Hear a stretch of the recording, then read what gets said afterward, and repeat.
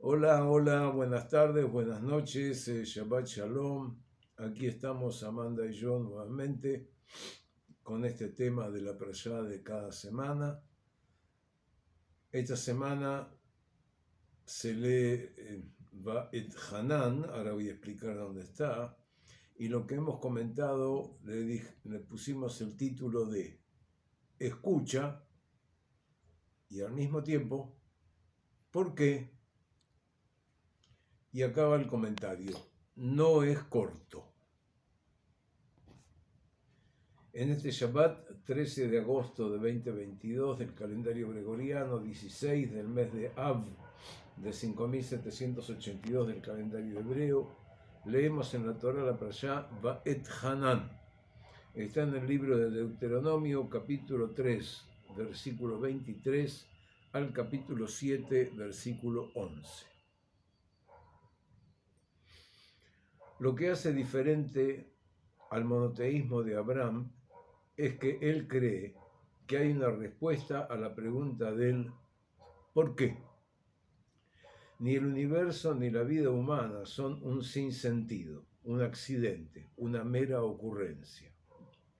La fe es la fe en el sentido de la vida. En el judaísmo hay mucho acerca del qué está permitido, qué está prohibido, qué es sagrado, qué es secular. También hay mucho sobre el cómo aprender, cómo rezar, cómo crecer en nuestra relación con Dios y con otra gente. Hay poco sobre el por qué.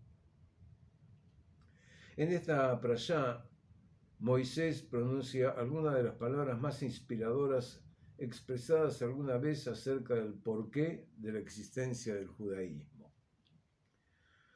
Fue eso lo que lo convirtió en el gran líder transformador y que tiene consecuencias para nosotros aquí y ahora.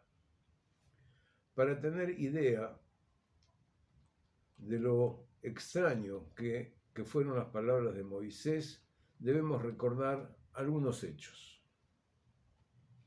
Los hijos de Israel estaban aún en el desierto, no habían entrado a la tierra, no tenían ventajas militares sobre las naciones a las cuales debían enfrentar. 10 de los 12 espías enviados habían argumentado que la misión era imposible.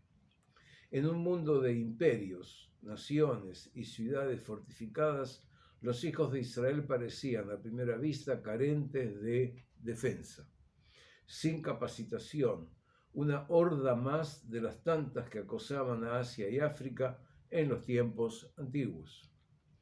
Pocos observadores contemporáneos hubieran visto en ellos algo que los diferenciara de los otros pueblos, o sea, de los otros pueblos menores que habitaban ese rincón del Oriente Medio.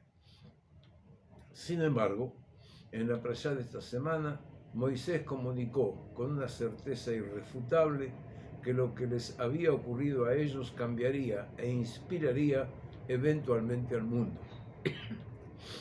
Dice Deuteronomio capítulo 4, versículos 32 al 34. Pregúntale al tiempo pasado, a los días que te han precedido desde que el Señor creó al hombre sobre la tierra, si de un extremo al otro del cielo sucedió alguna vez algo tan admirable o selló una cosa semejante. ¿Qué pueblo oyó la voz de Dios que hablaba desde el fuego, como lo oíste tú, y pudo sobrevivir? ¿O qué Dios intentó venir a tomar para sí una nación de en medio de otra, con milagros, signos y prodigios, combatiendo con mano poderosa y brazo fuerte y realizando tremendas hazañas, como el Señor, tu Dios, lo hizo por ustedes en Egipto, delante de tus mismos ojos? La escucha no es pasiva para los hijos de Israel. Es la fe que hemos oído, es nuestra disposición a escuchar a los demás y con los demás, y es nuestro compromiso a hacer de la presencia de Dios un vínculo cotidiano que orienta nuestras acciones. Aprendemos que las palabras no tienen razón de ser si no son escuchadas, y no provocan un compromiso si no nutren nuestros pensamientos. La fe de los hijos de Israel se funda en la escucha y no en la obediencia ciega y sorda, porque la fe es una relación vincular, una búsqueda de dos, que se encuentran, se reconocen y se reconfirman. Moisés estaba convencido de que la historia judía era y seguirá siendo única. En una era de imperios, un grupo pequeño, indefenso, había sido liberado del imperio más grande de todos por un poder que no era el propio, sino por Dios mismo. Ese fue el primer punto de Moisés, la singularidad de la historia judía como narrativa de redención. Su segundo punto fue lo particular de la revelación. ¿Existe acaso una nación tan grande que tenga sus dioses cerca de ella como el Señor nuestro Dios está cerca de nosotros siempre y que lo invocamos? ¿Y qué gran nación tiene preceptos y costumbres tan justas como esta ley que hoy promulgo en presencia de ustedes? Está escrito en Deuteronomio capítulo 4, versículos 7 y 8. Otras naciones han tenido dioses ante quienes rezaron y ofrecieron sacrificios. También han atribuido a sus deidades sus éxitos militares, pero ninguna otra nación vio a Dios como su soberano, legislador y dador de leyes. En otras partes la ley estaba representada por el decreto del rey, o en tiempos más recientes por la voluntad del pueblo. En Israel, aun cuando había rey, no tenía poder legislativo. Solo en el pueblo de Israel Dios era visto no solo como un poder, sino como el arquetipo de la sociedad, el orquestador de una música de justicia, misericordia, libertad y dignidad. La pregunta es, ¿por qué? Hacia el final del capítulo Moisés da una respuesta. Está escrito en Deuteronomio capítulo 4, versículo 37. Por amor a tus padres y porque eligió a la descendencia que nacería de ellos, el Señor te hizo salir de Egipto con su presencia y su gran poder. Dios amó a Abraham y no menos amó Abraham a Dios. Y Dios amó a los hijos de Abraham porque eran sus hijos y le había prometido al patriarca que los iba a bendecir y proteger. Anteriormente, Moisés había dado una explicación de distinto tipo, no incompatible con la segunda, pero diferente. El judaísmo era y es una historia de amor entre Dios y ese pueblo particular, de diversas tradiciones, frecuentemente tempestuoso, algunas veces sereno, otras jubiloso, pero cercano, íntimo hasta introspectivo. ¿Qué tiene que ver el resto del mundo con él? El resto del mundo sí tiene que ver con él. El judaísmo nunca estuvo destinado solo a los judíos. En sus primeras palabras a Abraham, Dios ya había dicho: bendeciré a los que te bendicen y los que te maldicen maldeciré. A través de ti todas las familias de la tierra serán bendecidas. Y está escrito en Génesis capítulo 12, versículo 3. Los hijos de Israel habrían de ser una bendición para el mundo. Dios es el Dios de toda la humanidad. En Génesis le habló a Adán, Eva, Caín, Noé, e hizo un pacto con toda la humanidad antes de hacerlo con Abraham. En Egipto, ya en la casa de Potifar, en la prisión o en el palacio del faraón, José hablaba continuamente de Dios. Quería que los egipcios supieran que nada de lo que él hacía, lo hacía él mismo. Era simplemente un agente de Dios. No hay nada aquí que sugiera que Dios es indiferente a las naciones del mundo. Más adelante, en los días de Moisés, y cuando extienda sobre Egipto para hacer salir de allí a los hijos de Israel, los egipcios tendrán que reconocer que yo soy el Señor. Libro de Éxodo, capítulo 7, versículo 5.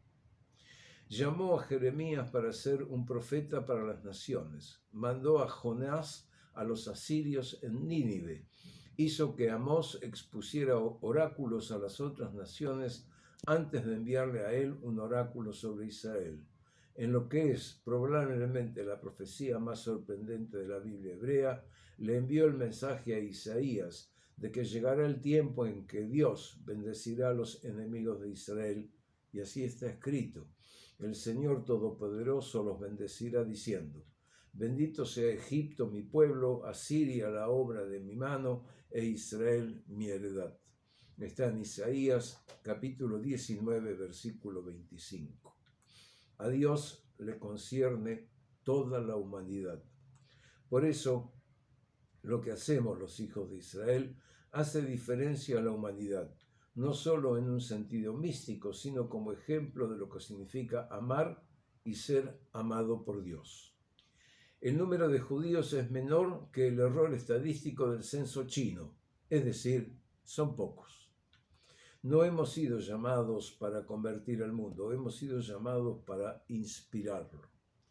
Nuestra vocación es la de ser los embajadores de Dios ante el mundo, dando el testimonio por la forma en que vivimos, de que es posible que un pueblo pequeño puede sobrevivir y florecer en las condiciones más adversas, construir una sociedad en libertad gobernada por la ley, por la cual tenemos todos una responsabilidad colectiva.